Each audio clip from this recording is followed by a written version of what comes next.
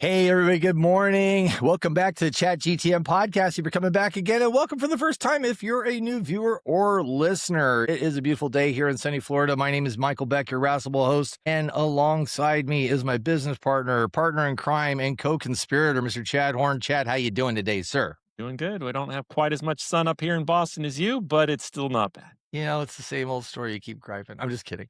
You have, Yeah. you have seasons and all that stuff, so I have no We pull. sure do. Yeah.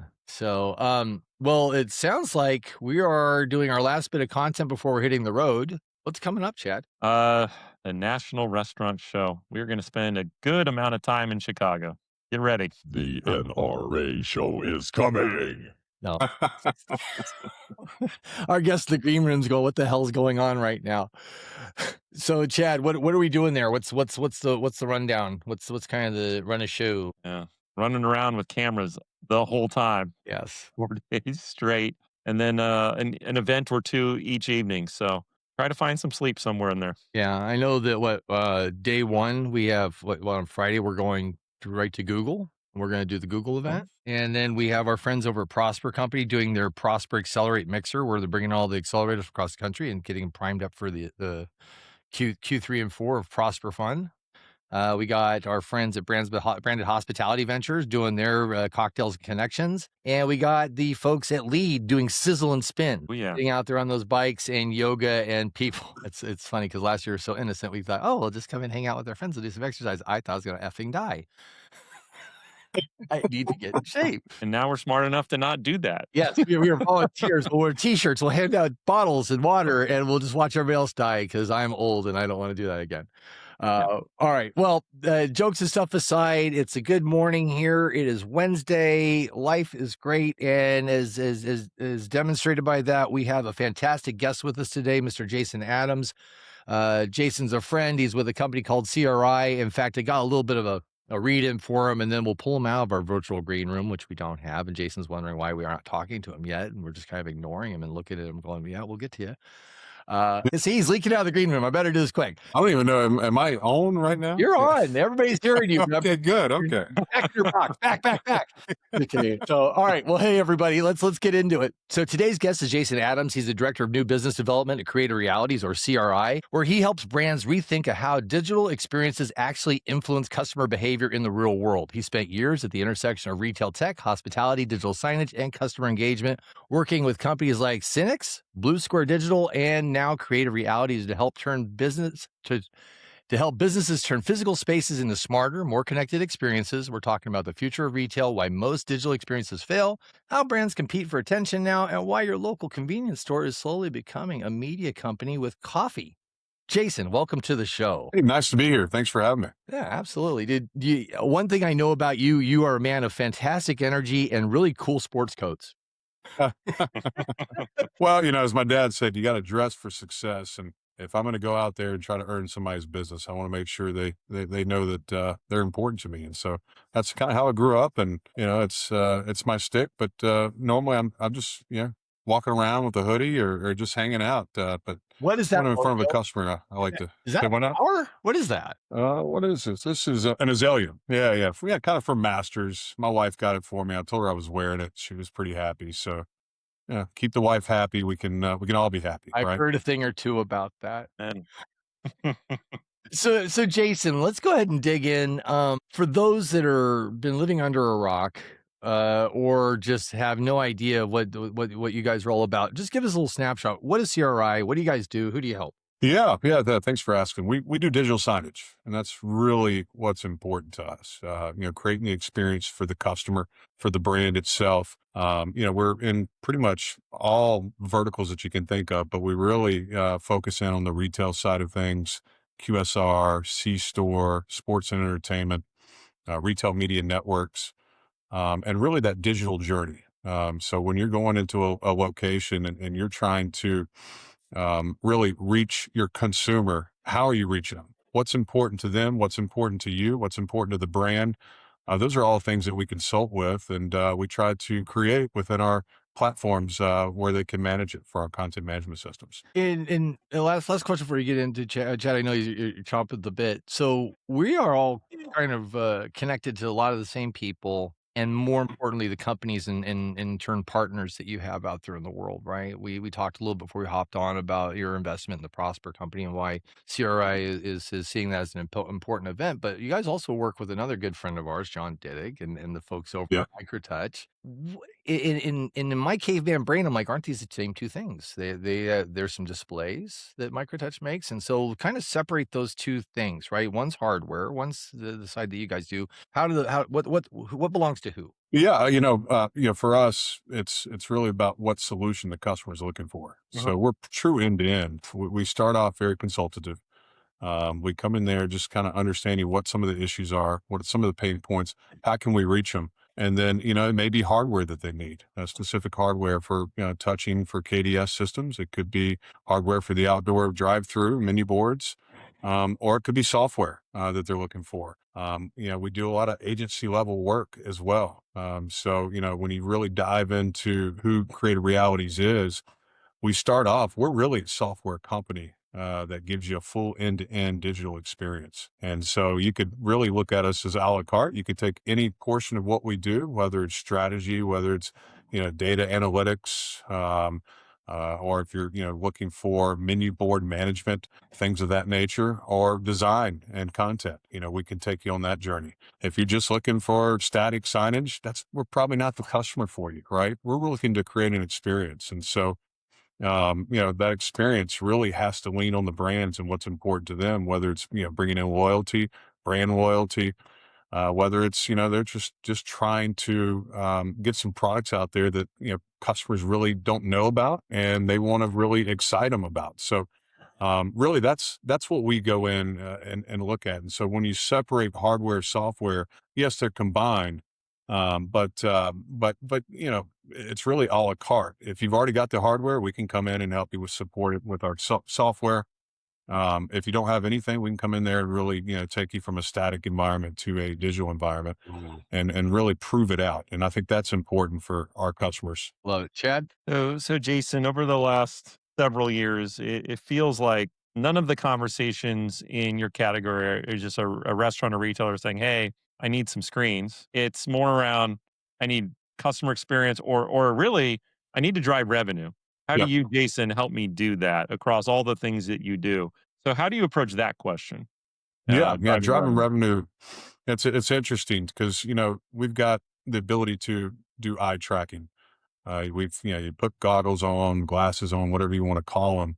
You give it to the customers and you actually see where they look first. If you've got 3 menu boards, they may, then they typically look, let's just say at the middle first, and then they go left, and then they go right, and then they go down and all the way through. And what is that journey for their eye tracking? And then from that perspective, how do you want to give them that message, right? So if you're looking to sell combos, and that's your number one seller, maybe you want to start where their eyes start, right?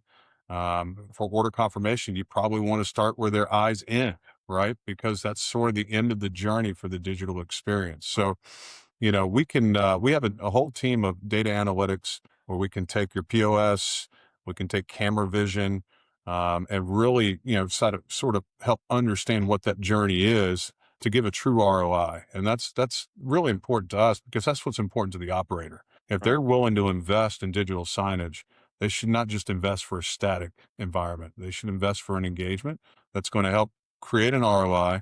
And then, from a customer perspective, they want to be engaged. So, how do you put yourself in front of them and really make it a personalized experience? And those are the things that we're working through as we continue to go through the journey, and as digital signage continues to do integrations with AI and certain aspects of the data mining that you need. It's incredible how far this stuff has come. I mean, if you think about the crisp displays that you guys have with Microtouch, and then the idea of once your creative services go into play and you're talking about the dewdrops of liquid going down the side, creating that craveability, that thirst, that quench, that thing, like you're building desire by merit of what you're putting in front of the consumer's eyes, right? Is that No, it is. There's an example. We got a coffee logo that we work with, and they were full text menu, right? And they came to us and they said, "Hey, look, we really want to create an experience. We want to sell some of our beverages that we haven't been able to sell before. And how can you help create that? And it's exactly what you talked about, Michael, creating sort of that coffee. How does it look? How's it poured? What's the feel? Yeah. How's the food look? I mean, we're visual people just as much as anything else, right? I mean, if we could put smell out there, trust me, that may be where we go, right? Smell-o-vision. Yes. That's right. So, but we saw incredible growth. I mean, upwards of 2000% in some of their categories, for what they were selling through the drive-through. And you know, what was amazing to that particular brand is the investment paid itself off in less than a month. In a month. And every one of their franchisees were on board within 6 months. So, you know, they saw the value in going from static to digital, and then you know, just creating a new menu structure really helped drive home that behavior they're trying to accomplish. Wow. Chad? Yeah, So, so on this idea of a brand experience, but beyond just helping the brand deliver a, revenue generating experience, a good experience for the customer, how does your consulting and all of your software services, et cetera, combine to help a brand deliver a branded experience, leave guests a feeling of the brand? yeah, you know, that's a lot of deep conversation with their marketing folks, right? And you know, how do you want the experience to look?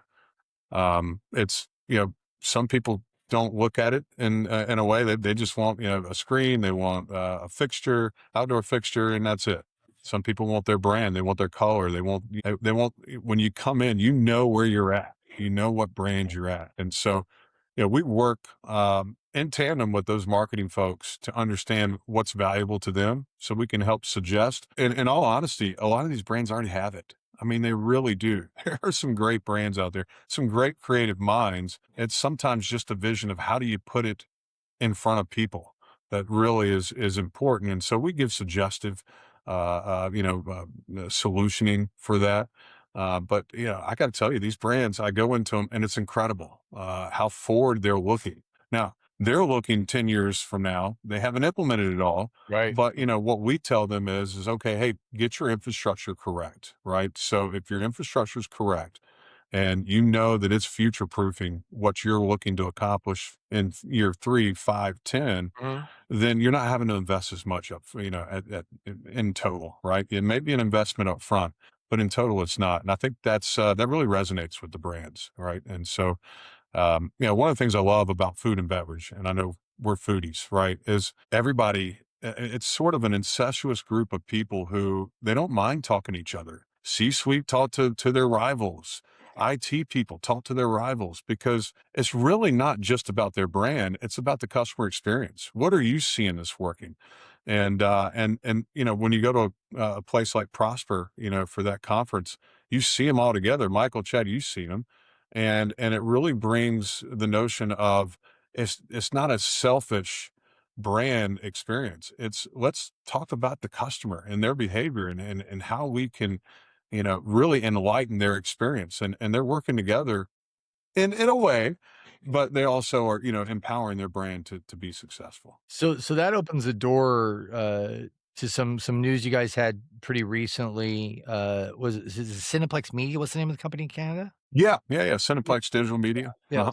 So CRI had an acquisition, I think it started last year, finished up this year, Cineplex Media, which added a lot of horsepower, as I understand it, to your business from a consultative and creative standpoint. Can you tell us a little bit about that? Yeah, we went from 12, 15 people to 60 plus, right? And so on the content, if you look at our content team as well as our strategy team, Right. our data scientist, we hired Jackie Walker from Publicis. She's been in the business forever. She's got a lot of great experience. And I look at, you know, what Creative Realities is doing is we're really trying to create that total solution. You know, we started 20 years ago as an installation arm. Then we purchased a company and made an acquisition that said, okay, hey, we need to focus on the software side of it as well because that's what the customers are looking for. And now with the acquisition of CDM, giving us just a stronger content at agency quality level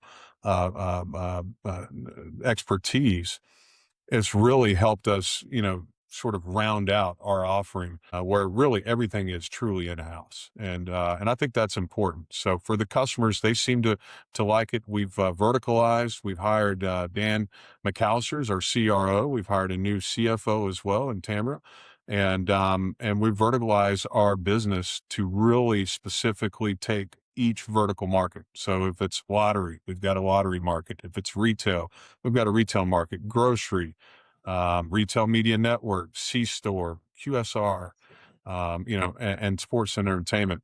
So we can really give specific attention to that. But we also, our strategy team does a little bit more broad. They're on all the markets because you learn so much, right?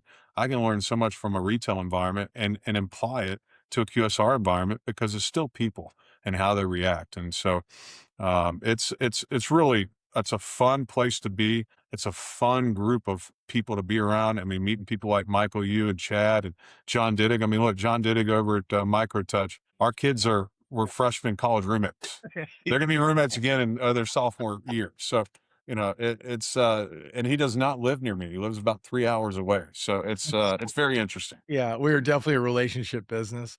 I was really surprised at the depth too of what you guys operate in that sense. So I think Dan McAllister shared with me, you guys support all of Tim Hortons on the creative side. Is that right? Is that the true? We do. Yeah, pretty much their agency on record. We're we're looking at hardware for them as we continue to go. But again, we talked about a la carte. You just don't have to come to us and expect everything.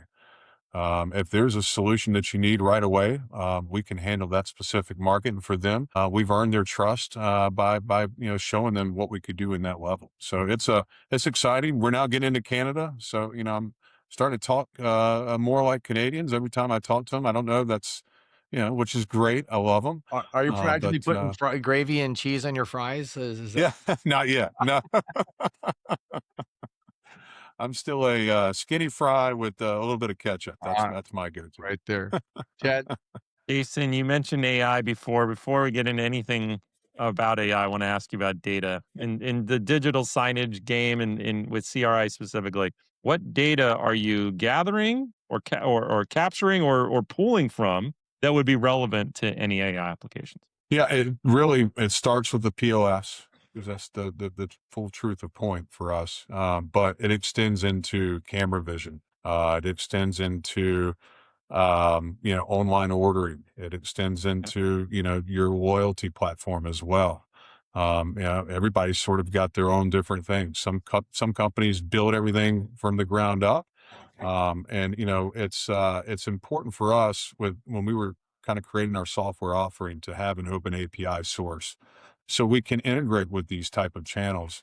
So we can drive the behavior that you're looking to drive for these brands and the consumer itself. So it's all the way down the line.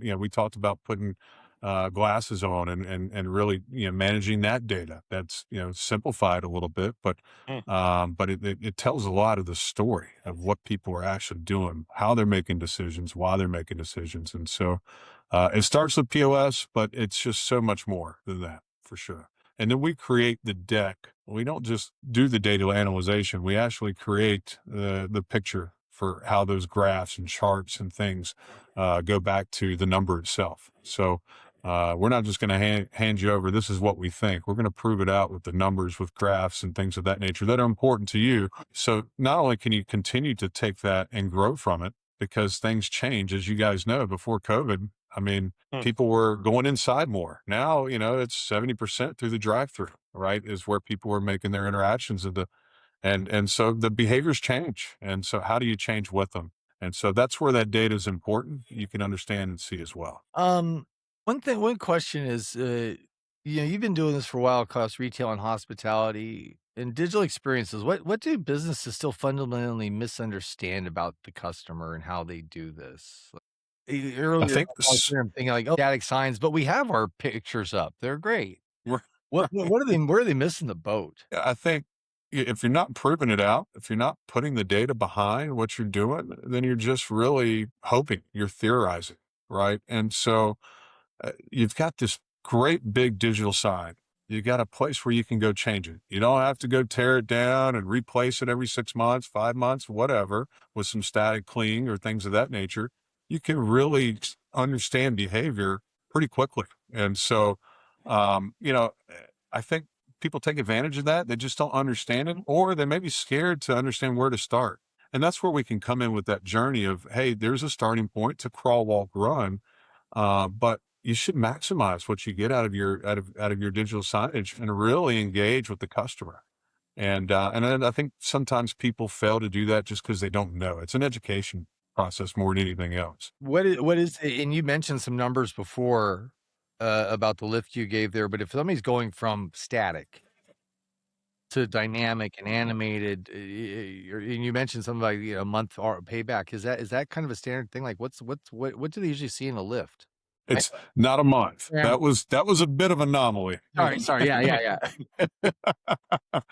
We really see anywhere from 6 to 9 months on the outdoor, and even sooner and quicker on the indoor, just because they're cheaper solutions going inside. But that's typically what we see. I mean, sometimes it can be a longer cycle if you've got a mature brand. 1%'s a lot of money. I mean, you imagine a mature brand that's got 8,000 locations, 1% in lift is pretty good, right? And so we see anywhere from typically 0.5 to about 3 to 3.5% in sales lift just by doing menu changing and optimization. Yeah, Make your food look good and people wanna eat it. that's right. It's amazing, and I think it really is. You talk about animation and the coffee dripping. Yeah. For something in our minds, it makes a difference. It's a psychological thing, and they always said salespeople probably could be the best psychiatrist, but because we think a little differently. But I love diving into people's minds and understanding what drives them, and so a lot of what Chad you asked before is that data and how you can understand and see that. That's important, right? And Yeah. and you can start to really develop more of a keen relationship and a personalization, and I think that's where we're going. You're going to see a lot more personalization. AI's taking over to help with some of the things that need to be automated, but it's going to really help for the engagement, right? And where you're going to focus your brand and how you're going to get your message out. So Jason, with the new entity that is, CDI, CRI, and the combined capabilities you now have, how are you Yeah, looking at the market differently? What's the sleeping giant vertical where you say, "Oh, now we can come in here and crush it"? Um, man. what is that? I got to give my competition the sleeping giant. No, You don't have to share. You can say, "Oh, I can't tell you. It's confidential." no. It's I think the complexity of retail media network, the complexity of food and beverage, you really see a lot of that in C-store, grocery, and I mean, it's no secret that that's a great market for us and for the community. But I think you're going to see a lot more driving for food and beverage at C stores, which is kind of a challenge. You're going to start seeing more drive-throughs at C stores. I know a lot of people have been talking about it. We've tested it out already with some of our clients, and it's a different message than the drive-through, your typical QSR drive-through, right? And so for me, driving revenue, monetizing your screens by, working with your incumbent brands, it's a revenue generator as well. So, that, I think those two, the C store and the grocery, are some of the more exciting ones because there's just so much complexity in it. It's not just food and beverage; it's retail. It's bringing people from outside and bringing them inside. There's strategy there, and then you can even go as far as sound and music and what they hear, and maybe doing takeovers. Full store takeovers with both digital and audio. Those are huge drivers to reach the consumer. So we love that strategy because it's so complex. So that's probably one of my favorite ones to dive into when we're working with a customer, just because of the complexity of it. It sounds, Jason, like, well, I'm starting to learn more about this part of the space. I've been in restaurants for so long, but I didn't realize, how much C-store is beginning to matter for food. And it sounds like when we were at NAX, one of the things I kept hearing is that the C-store sales have changed over time. It used to be heavy on cigarettes, heavy on lotto, which has dropped off quite a bit, which tells us what's really important happening here with digital signages and digital experiences to help promote the food, because that is the revenue stream that they're really banking on. Is that a true statement? Absolutely. And they're now willing. I mean, 20, 30 years ago, you may not have thought about grabbing food at a gas station. Yeah, I mean, nobody thought. I never did. I'm just Yeah. be honest with you. But now these C stores are they're luxurious. They're nice. I mean, they're Yeah. clean. You go in them. They've got roller hot dogs and roller burritos, and they got coffee Oh, and beyond, you go to you can Wawa, it's like a full-on restaurant in the Wawa. My buddy's like, right, "We gotta go to yeah. Wawa." I'm like, "We're gonna eat at Wawa?" And it was good. That's right, it is, and the food's good, Yeah. and that's important too, right? You can't just, put something out there and put a frozen product out there and expect it to sell, right? You gotta take care and what you're presenting, whether it's chicken or beef or whatever it's gonna be, and so, I now enjoy going inside and the experiences of, quick checkouts, Uh-huh. make it even that much more experiential for at least my generation because kids come by, they're grabbing everything. We go to the kiosk, we make our transaction, then we leave, or we go to the counter and talk with someone. I mean, you've got both flavors, and I think that's very important to the consumer because everybody's driven a little differently. Their time is a little different, and so I love that ability to be able to come into a or C store and feel like I'm at a grocery store and I'm at a food and beverage store and I'm getting quality product. Bringing up C stores, one of the things over the last 10 years, I'll say I've seen a big uptick in you pull up to the gas station, or congestion to the C store, and there's like a screen there, and you start pumping the gas, and it's playing something, and that brings up the mind of these retail media networks, which I don't really know much about. How does that all fit, and the retail media networks fit into CRI and what you guys do?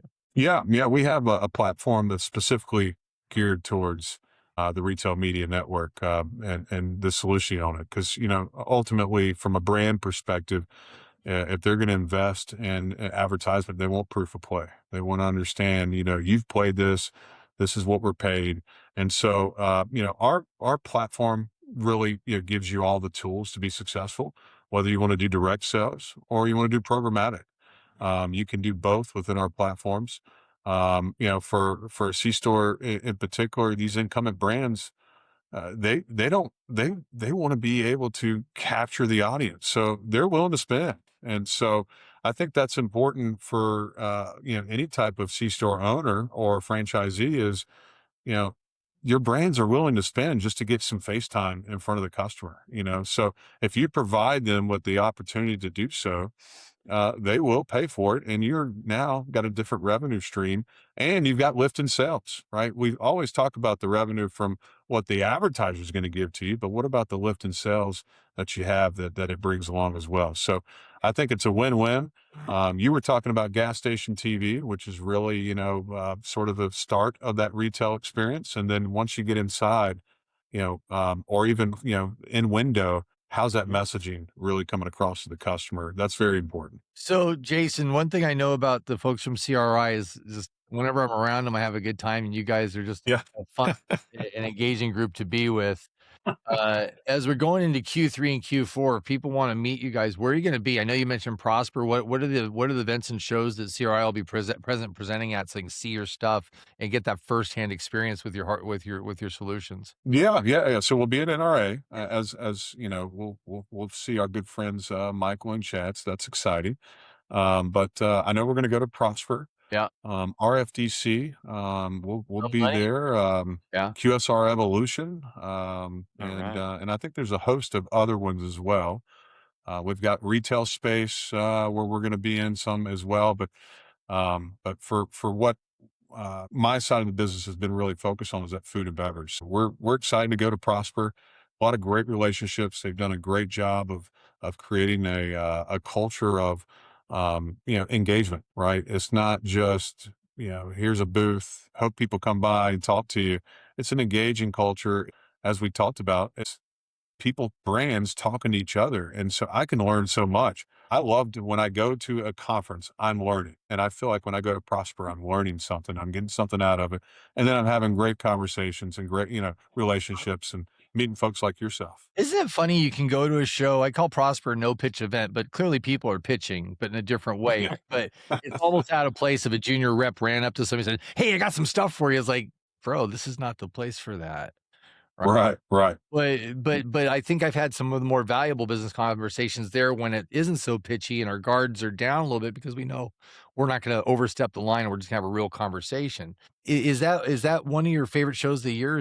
I mean, I know you have your choice and you can't maybe Yeah. kind of flag, but, you know. It is. Sometimes you learn so much. And then, when you're talking to C-level executives, their teams are running the day to day. Their Yeah. teams are running the tech solutions, right? They're there to really, make sure everything's going right and everything that you said it was going to accomplish, it does, right?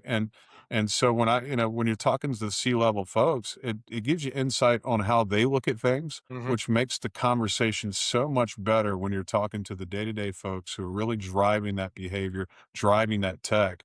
And for us, it's a learning experience, right? We're learning all the way through. I've from a director level to the CTOs to the CEOs, there's always a different mindset. And so I love to just engage and understand where they're at and hear pain points. And, sometimes the pain point's not digital signage. Yeah. Sometimes it's not something I can provide, but it's also something that maybe I know somebody that can provide it, and Yes. I think that's the kick, right? So you're not just talking to the brands, you're talking to the vendors. And for me, that's very valuable because we're really thought leaders is what we see ourselves at CRI. And without those engagements, you can't really be a thought leader. Your prior service, Jason? Like, the answer No, no, I'm what just I was Paul. taught, like, it was like, if I don't have the answer, I'll find somebody that does, and I Yeah, right. yeah. So God bless our troops. So I did not choose that, and I've got a family deep in it, and so it's very important to me. So amen to that, absolutely. Chad, one more before we start landing the plane here. I got a secret surprise well, I got lined up for Jason. Ooh, secret surprise. uh-oh. Surprise. I want to ask you, Jason. So, as an experienced sales guy, you've been doing this a while. You're really good at it. What's one of your secret approaches? Whether it's the way you develop relationships, get insights into your clients, find connectivity to CRI The sports solutions. coat. What's Yeah. one of your secret weapons? It's a relationship driven world. I just try to be myself, try to engage and have some fun. I mean, this is one job I have fun in. It's great people to be around. When I drive down the street and my kids say, "Oh, you work with this brand," I say, "Yeah, look, that's what we helped accomplish." Yeah. Now, the brand did a lot of that, but we installed it. We helped them with this or we helped them with that, and it's a special feeling. I just I become a proud dad, right? When I'm just driving down the street. And so for me, it's all relationships. It's nothing new. It's nothing exciting. I wish I could tell you that, I gave them a pill and they said they're going to do everything that I say that I want to do, or I hypnotize them or something, but that's not the case. It's, just driving relationships and enjoying life and just being who you are. Brilliant. And yeah, I think that goes a long way. Kindness, a smile, positive energy. Those are things that I really drive home with my kids and I try to implement myself. That.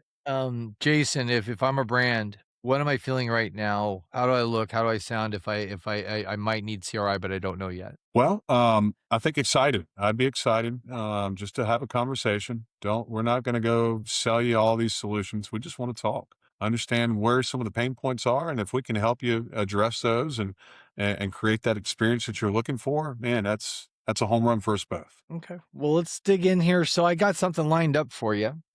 Oh boy. Knowing that you're a golfer, I figured we like to wrap these up with a little bit of a speed round of rapid fire questions. They're meant to be fun. If it's too complicated or weird, just say pass and we can move on to the Okay. next one. But this should be something that we can have as a little bit of a happy ending to this. That's a bad way to say that. I might just cut that. Anyway, I'm not judging. I am. My face is red. Okay, so let's go. All right, Jason, what's your actual golf personality? Calm and strategic, or one bad hole away from renegotiating your entire life? Oh man, a little bit of both.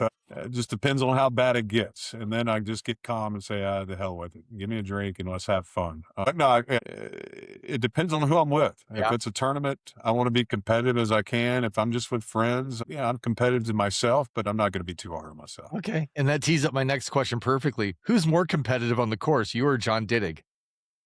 For me, There's no doubt about it. Oh, really? There's no doubt. John, can you stop talking and hit the ball real quick? We got to keep moving. That's right. All right. What's the best business conversation you've ever had on a golf course that had absolutely nothing to do with business? Well, some of those I can't share, Yeah, you're allowed. but Yeah. yeah, most of it comes to family. I love to hear about family, right? And so, what's the kids doing? What's the mother-in-law doing or has done?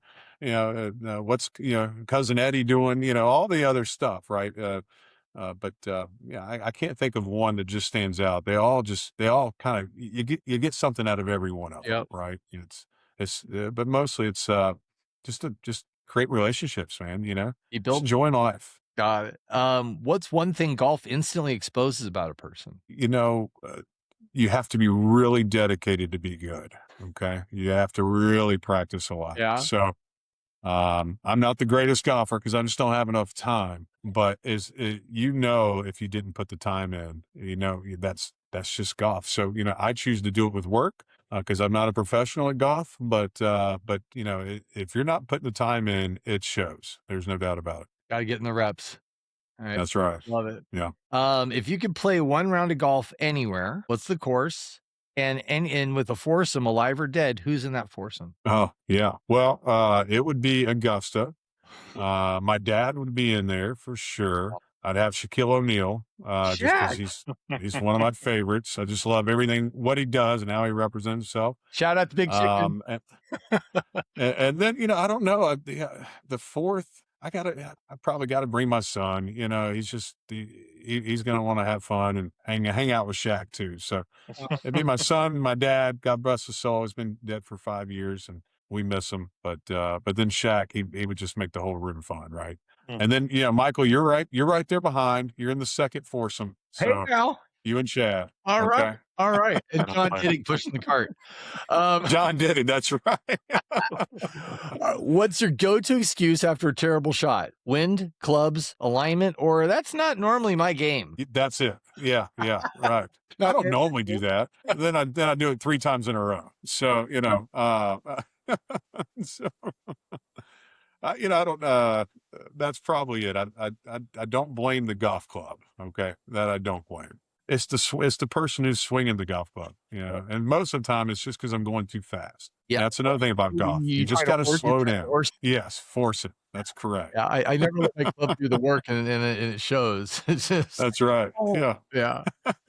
All right, last question. If you had to survive a full round of golf with one Caddyshack character as your partner, who are you choosing and who are you absolutely avoiding? Oh, Rodney Dangerfield. I'm choosing him. There's no doubt about it. I mean, God, what kind of fun would we have there, right? I mean, in Palm Beach. who would like to go? What was the guy, the older guy, Judge that Smale? Rodney was going after? Judge Smale. Judge, yeah. I actually would have loved him too because I think I'd get 2 different.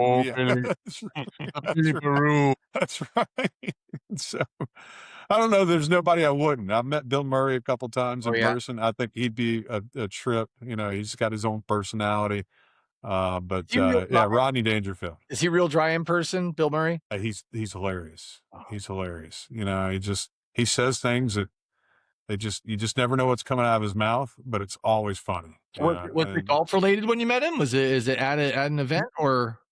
I met him the first time I met him. We were at NRF, and I was downtown at a dueling piano bar with a couple folks from Samsung. And here he comes in with a couple other folks, and they were doing a taping or on Tuesdays, I think Saturday Night Live does where they kind of get a round table and they go through their script. Yeah. And they had just finished that. And he was he literally came and stood right beside me, and we hung out with him for a couple hours. It was fun. I would have lost my shit.